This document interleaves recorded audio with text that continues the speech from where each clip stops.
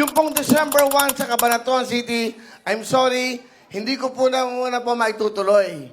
Hindi muna po tayo, I'm sorry sa mga kababayan ko dahil gibit kami sa oras.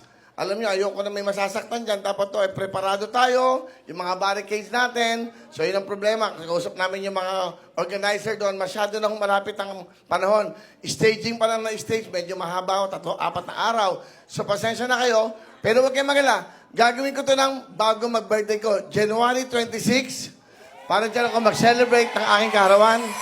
Sa lugar ko, ang birthday ko, Monday, January 27. Pero sasalubungin natin ng January 26. Hindi lang 20 tricycle ang bibigay ko. May regalo ako sa aking mga kababayan dyan.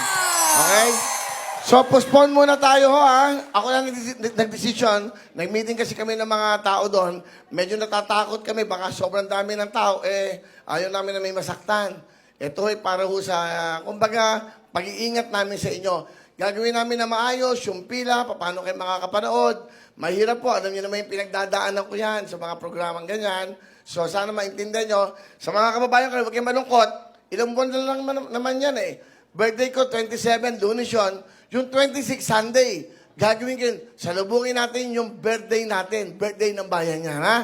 Okay.